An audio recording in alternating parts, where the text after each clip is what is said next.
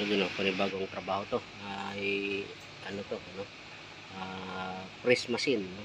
Dito ipipress yung mga bearing saka mga bushing ng mga truck na yan. Ito, isa sa mga pinaka-paborito kong gamit to, turnbuckle. Yan. Yan. Pag meron ka niyan, hindi ka na mahirapan kasi ikaw lang mag-isa, no?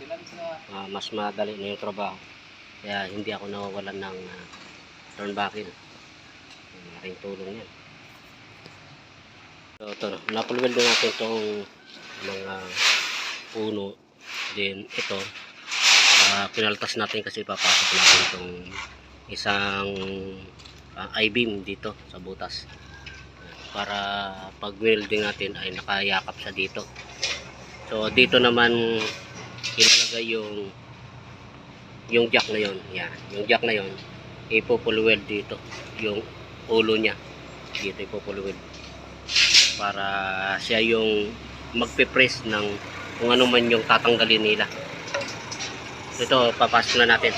Siguradong medyo maluwag na, papasok na yan. Medyo may kabigatan, no? Ipasok yan. So ayun, no, naipasok na natin, no? Swak na swak. At ito ipopulweld natin dito. So kaya kinaltas natin, pinasok natin sa loob para dito sa loob. Ayan, para ipulweld natin dito. Yan, paikot para matibay, hindi siya pumaling. So pupulweld na natin ngayon dito. Yan. So ito pag itinulak ay hindi na to matutumba kasi nakaipit siya dito. Okay? Ayan, yun. So mga lodi, no, pagka ganito, I-beam yung wini-welding natin. Hanggat maaari yung hinang nyo ay tumatagos sa likod. So ganito. So ito. Yan, flux yan ng hinang natin doon sa likod. Kita ba? Ayan, ito. Ayan, ito. So yung hinang niyan ay ito. Ayan, ito. Saka ito. Pero tagos dito sa likod para nang sa ganun ay pasok yung hinang.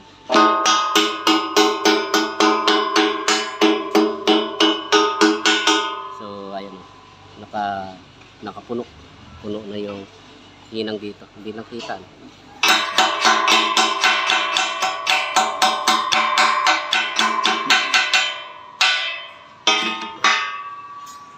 So ayan, puno yung hinang. Ito part na to ay puno. Ayan, puno din. So, napakalaga niyan kasi kung madalas pag ganitong I-beam, yung nasa likod niyan ay hindi nyo na mahihinang, no?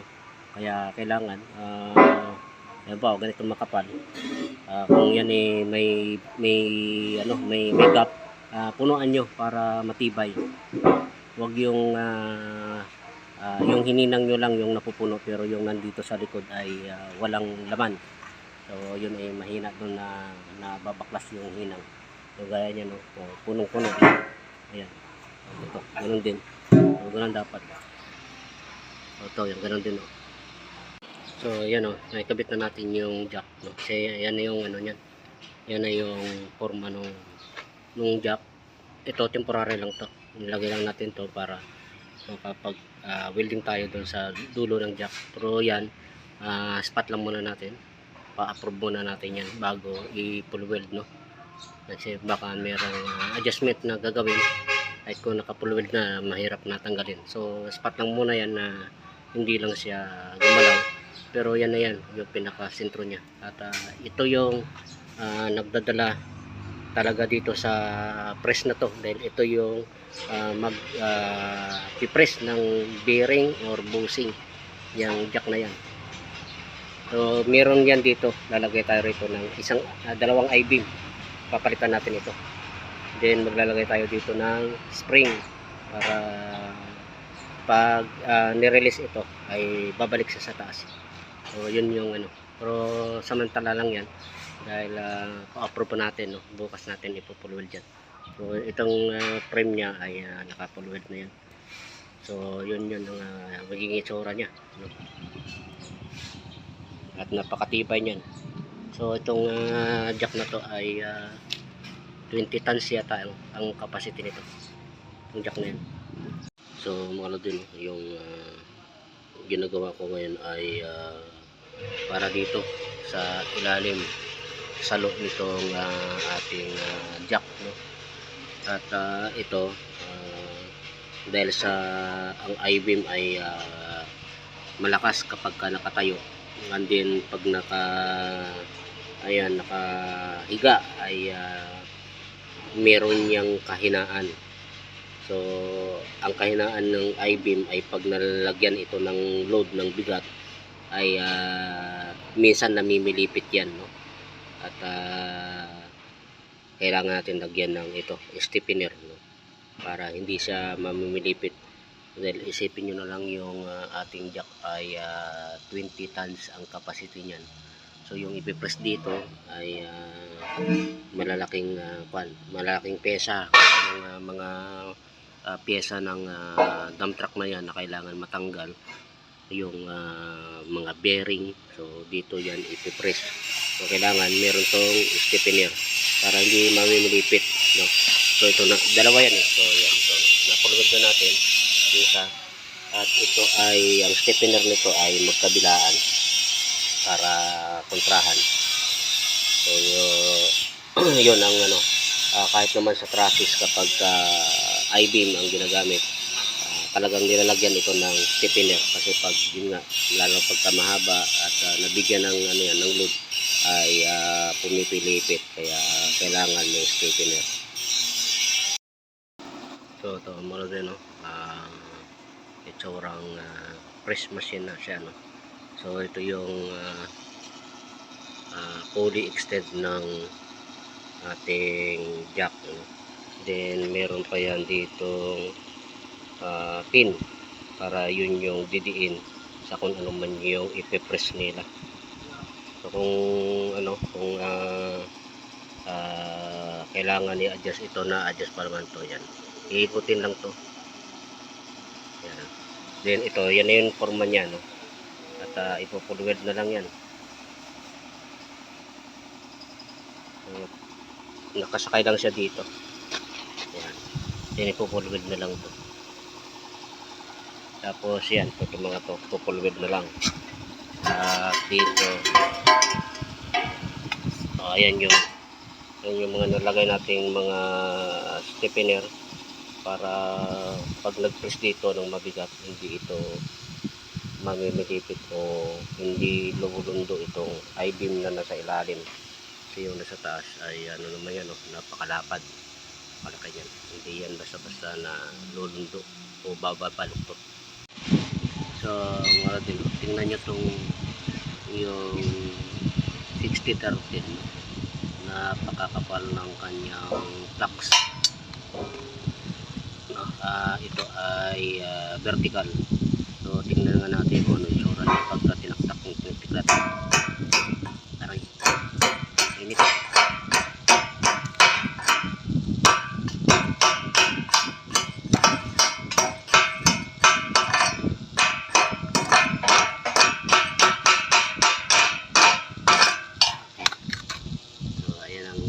Niya, no? So iba pa rin talaga yung hinang ng 70-18 kaysa dito sa 60-13, pero so far so good na rin naman yan. Wala tayong 70-18 eh. So, pagka hininang mo, kala mo napaka sagwa dahil napakadami ng kanyang tax. Dahil itong 60-13 ay malabnaw ba, tumutulo, talagang natulo siya, kaya hindi siya maganda sa mga vertical tsaka sa overhead, pero maganda siya sa flat. Yun lang ang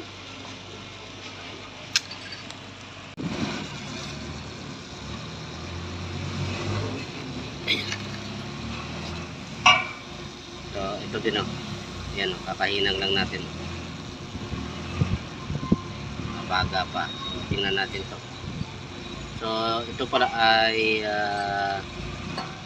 tatlong pasada na, no? Pinakakaping na natin to itong titik-tikin natin kasi ito ay press machine ito, no? Yung ating badyan jack ay 20 tons ang capacity, so kailangan ko talagang solido ang hinang dito para kahit mabaluktot man yung I-beam, basta yung hinang natin ay wag lang matanggal. So yun yung mahalaga. So titikin na natin to, tingnan natin kung ano itsura. 60-13, so tatlong pasada.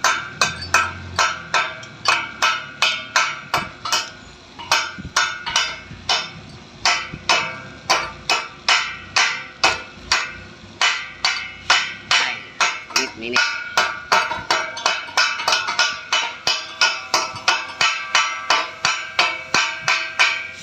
So ayan, pangit talaga pag 60-13 ano. So okay na rin naman yan kaysa wala. Ayan. So, vertical, no? Vertical. Okay mga lodi, no? Halos patapos na to, no? At konti na lang ang idadagdag natin dyan. Napulweld na rin natin to. So dito ang hinang natin dito ay talagang solid, no? Hindi pwede yung tika-tikang hinang. Ayan, oh, makapal. So, tatlong pasada yan. Lahat ng poste, tatlong pasada. At dito naman sa taas ay kailangan maayos din yung hinang natin. Kasi ano to, pag may ipipress dito na mga bearing ng mga truck, ang dami ditong truck, service ng kumpanya yan, daming sasakyan. At mahal din kasi ang magpa-press sa machine shop, kaya gumawa na lang ng press machine. Kaya dito kailangan ang trabaho natin dito ay solido para hindi kompromiso yung trabaho ng mekaniko. Kasi pag ipipress to, napaka bigat ang tong jack na to. So pag ginadyakan nila to at para matanggal yung mga bearing, bushing, ngayon kung hindi maayos yung hinang natin dito ay baka magsikalasan lang, kaya kailangan solido yung hinang natin dyan. So ito mga lodi, no? Bubutasin natin to, itong plate na to, para ipasok natin itong shafting, din ipo-full weld para matibay. So para makuha natin yung sentro mismo, yung butas, ay ito. Yung apat na sides nitong ating shafting ay ginuhitan natin. Then itong ating plate ay guguhitan din. Yan. Tapos tapat lang natin yung mga guhit doon ng shafting tsaka itong plate. Pag magkakatapat na yan, ayan, magkakatapat. At sa kabila magkakatapat. So yun na yun, ibig sabihin nasa gitna na. Then pwede na natin yan guhitan. Yan na yung saktong bilog niya. Guhitan na natin para makita natin kung tama nga.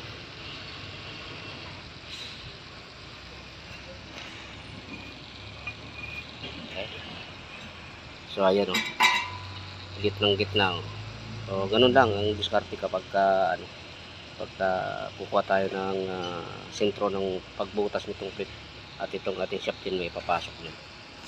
So mga lodi, yung ginagawa ko ngayon ay ito yung ilalagay dito sa ilalim ng itong jack. Then ito naman siya yung magpipress doon sa mga dapat tanggalin, ano ba, mga bearing, no, o bushing. So ito yung tatama doon. So kaya ito para mas matibay ay binutas ko, no. Then ayan siya para maipulwid natin dito magkabilaan. Kasi sa lakas nitong itong jack. Kung hindi matibay yan, baka mabaklas lang. So para tumibay, ayan, binutas natin, pupulwid natin dito saka sa kabila para goods na goods. Pero siyempre kailangan naka-eskwala yan, kaikot para diretso.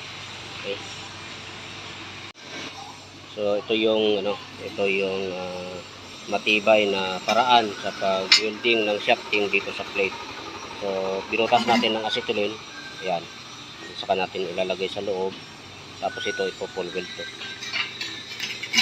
saka dito ipo-full weld din. So wala nang pagkabaklas yan, mas matibay ito kaysa dun sa itutok mo lang dito saka ihinang. So yan to kasi magkabilaan na yung hinang nyan. So tingnan nga natin yung loob nitong hinang natin. Tanggalin natin yung plug.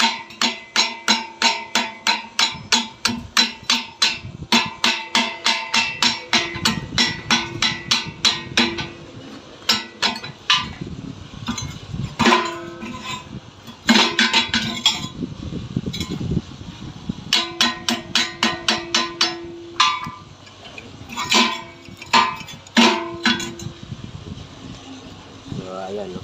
Ayan yung hinang natin.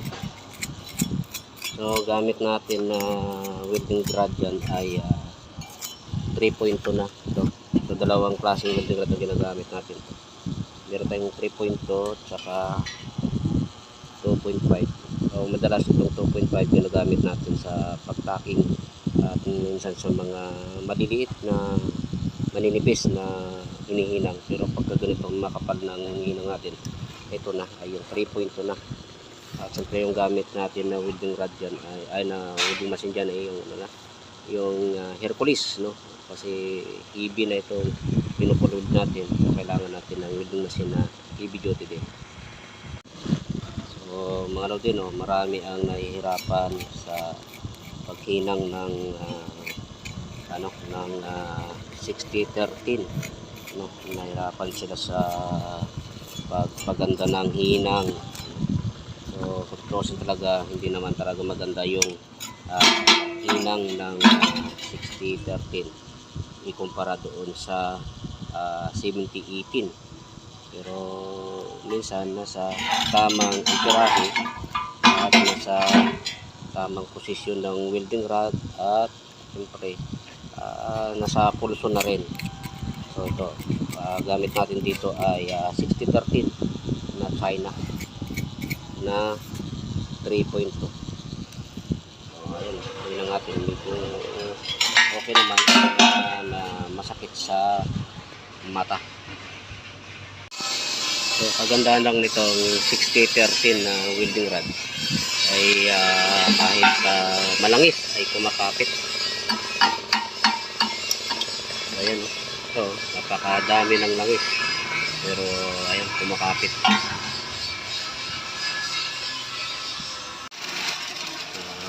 So yung helper mechanic, no, gustong sige, gustong matutong mag welding, so siya naman daw. So ayan, wag natin pagdamutan yung mga gustong matuto para kahit pa paano madagdagan yung kanilang kaalaman. Kaya lang mahirap na linisin ang dinaanan yan. Bali. Okay. So ito mga lagyan, ang stiffener na to ay dagdag tibay dito yung kakabit yun. Gaya nito. So ayan. So yan yung additional na stiffener natin para tumibay itong connection natin dito. Kasi mabigat itong masyadong mabigat itong ipipress dito. So kung wala to, may posibilidad na baka ito magkaroon ng crack nung dinugtungan natin dyan. Kaya maglagay tayo dito ng stiffener. So dito mga lodi, no, pagka ganitong walang bibil yung welding nyo, maganda yung maliit na welding rod na gamitin nyo. So ayan, yung 2.5 para kahit pa paano mm o 3 mm makapasok yung hinang. So tingnan nyo yan, ayan o, ayan, meron siyang dimple or keyhole. So ayan, malalim. So yun yung pumapasok na hinang natin sa loob. Yan, para may pumasok na hinang. Ngayon kung welding rod kaagad na malaki, no, walang makakapasok na hinang sa loob. At ito yung kung nakikita nyo, lumita.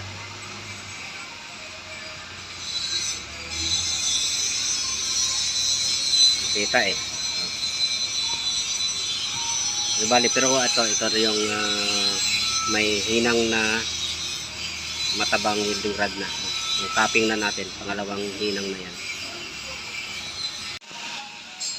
So, napakapangit talaga ng overhead saka yung vertical. Sige nga, titikin nga natin kung ano itsura.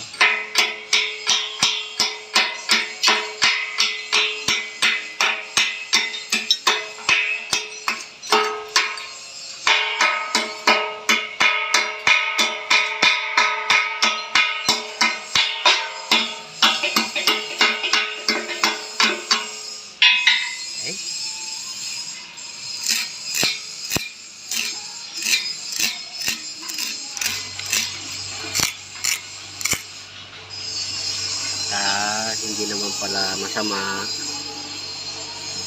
Yun lang talaga pagka vertical, no, saka overhead, habang hindi mo pa tinititikan, nakala mo napakapangit. Pero pag natanggal na yung flux, so ayan na, lumabas na yung ganda ng hinang.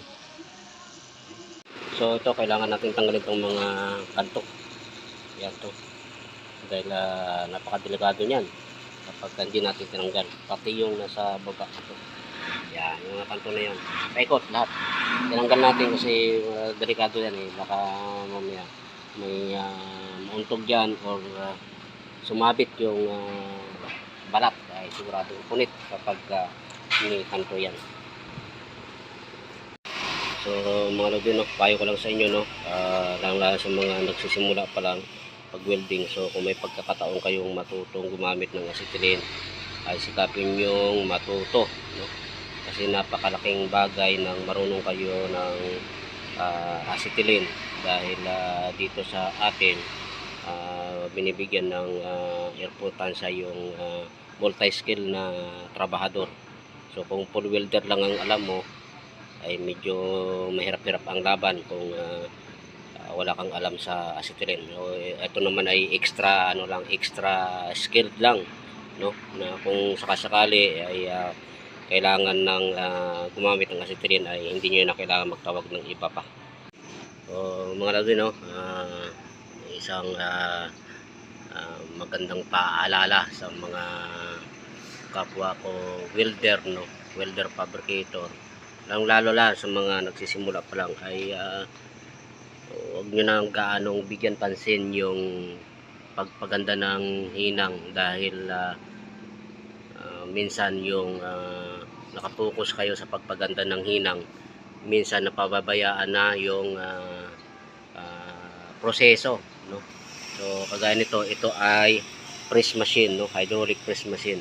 So kailangan ito yung hinang talaga sobrang tibay para hindi mabiyak, hindi mag-crack, no. So di baling pangit yan, basta ang importante yung hinang mo ay tagusan sa likod para matibay, no.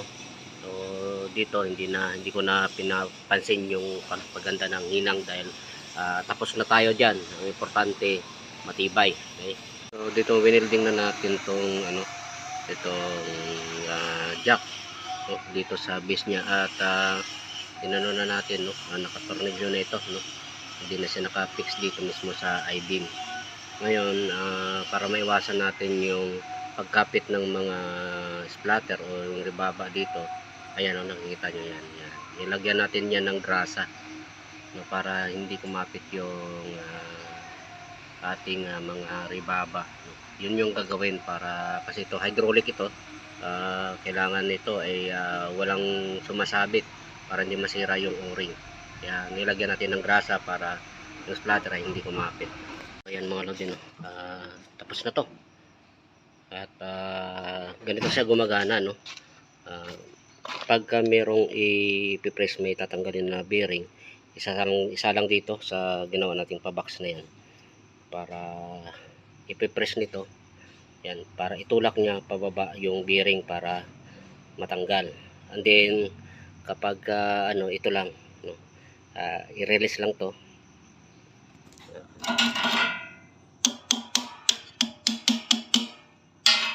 I-release lang to, yan. Yan, aakyat na yung jack, babalik na siya sa posisyon niya. Then makukuha mo na itong pinipress mo. So mga lodi, no, napakahalaga nitong PVC na nilagay natin. Kasi yung spring na yan, pag nasobra sa unat yan, minsan napuputol yan. At pagka yan naputol, din wala itong PVC. Ay minsan yan kung saan saan napupunta, no, may giyang may PVC, hindi direktang tatama yung bakal sa mukha ng tao, kundi yung PVC. So napakahalaga niyan. Okay mga lodi, no, tapos nito, ito ang tawag dito ay hydraulic press machine, no. Ang gamit niyan ay 20 tons na hydraulic jack. Gamit ito ay kung may mga tatanggaling bearing ay dito sinasalang. So ikakalso dito sa ginawa nating pangkalso. So dalawa ito, no, isang malaki, isang maliit. So ano lang to, i-jack lang, din bababa na itong jack. Pagbaba niyan, ipipress niya yung bearing hanggang sa matanggal. At din ito, pag ni-release to ay kusa ng mga akit yan dahil mayroong spring. So ayan, akit na siya sa taas dahil sa spring, no. Then pwede mo nang tanggalin yung ipinapress mo. So ito ay napakatibay. Sabi nga ni engineer kanina, sobrang tibay naman daw niyan. So talagang kailangan nating tibayan dahil ang ipipress dyan ay yung mga parts ng mga truck, no. Yung mga bearing yan malalaki, yung bushing malalaki. So kailangan matibay yan. So dito ginawa natin ay naglagay pa tayo nito ng ayan, stiffener. Ayan, mayroong stiffener dito. At then sa baba, ayan. So ayan. At saka ang welding yan ay napakasulit ng welding natin dyan. So dito isinuot pa itong ayan, yung I-beam para nakayakap, no, walang kawala. So ito bali 3 araw ito na trabaho. So ngayon half day na ako, tapos na nga ito. So ganyan lang sa itsura niyan. Dahil kung magpapapress kayo sa machine shop, ganito lang din ang gamit nila. Ang alam ko yung isang bearing pag malaki na sa 600, no. Pag mga bushing medyo mahal, no, depende sa parts ng sasakyan na ipipress. Then kung may mga baluktot na pyesa, pwede rin din ituwid dyan. Pwede rin mag-bend dyan sa press na yan. Kaya napakalaking halaga niyan, napakamahalaga na equipment dito sa pag may motor pool, no. Napakalaking bagay niyan. So ang gamit ko pala dito ay ito, no, si Hercules, no. Pagka I-beam yung mga ginagawa ko, yung heavy full weld, ayan, ang dinadala ko si Hercules, no. At napakasulit niyan. So kung may pera lang din naman kayo, bibili kayo ng welding machine, yan yan, Hercules ay napakasulit yan. At napakadami na ng nakabili niyan na nakapanood sa aking YouTube, sa mga video ko na nakapicture yung si Hercules gawa ni Powercraft, no. So marami silang nag-comment na nakabili na, na maganda naman talaga. So okay, tapos na ito at pipinturahan na lang to ng pintor. So hopefully wala naman magiging problema na, dahil sa tingin ko ay gagana naman ito dahil sa mga machine shop, ito lang din, no. Okay mga lodi, no, sa mga hindi pa naka-subscribe, no, kung gusto niyo yung video ko ay paki-subscribe naman mga lodi at paki-like and share. Then paki-follow na lang din sa aking Facebook page. Okay? So mga lodi, no, flex ko lang tong aking welding machine, no, si Hercules Powercraft. Ito ay 5 years na sa akin at napakarami na ng tinarabaho nito. Bali 14 na covered court at isang convention center ang tinapos nito. At napatunayan na namin to, mabot ng 16 hours yung trabaho nito na tuloy-tuloy ang full weld. So bali isang linggo na ganun. At napakatibay naman talaga yan. So bali ito, dalawa ito. At napakarami ng nakabili niyan dahil sa mga video natin. At talagang gusto naman. Okay, kung bibili kayo niyan ng welding machine, yan ang bili nyo. No? Medyo mahal lang pero solid. So kasama yun, no? So ayan, ayan ang ginagamit na yung ating ginawang press. So ito yung mga pinagtanggalan niya na ng mga busing. So ayan. At so far gumagana naman.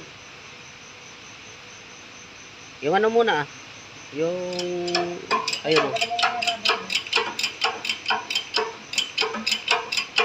ayan, bumababa na yung pinatanggal.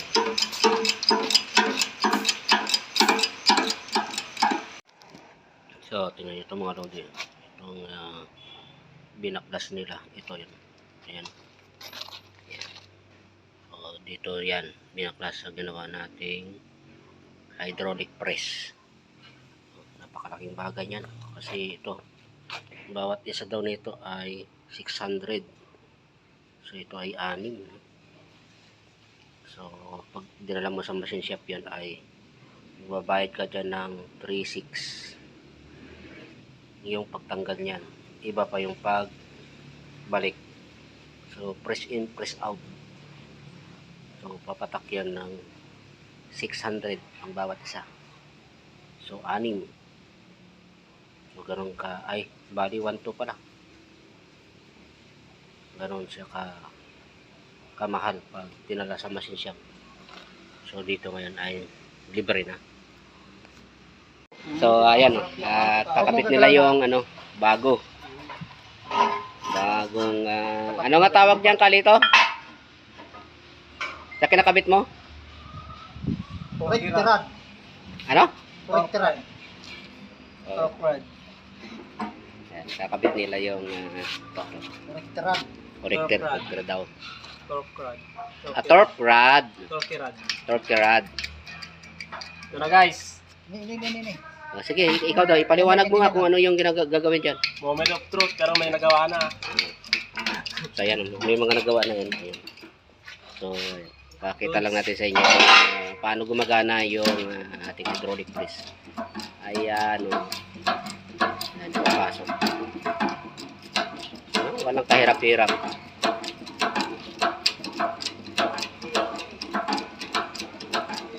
So maluwan to, kahit na anong bearing ang tatanggalin nila dyan, madali nang tanggalin. At may mga baluktot, pwedeng ituwid dyan. Yung tuwid, pwedeng babaluktotin dyan.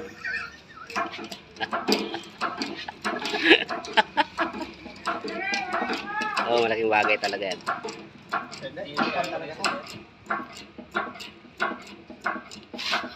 Op, yeah. okay na. So ayan, napakabilis lang, tapos na.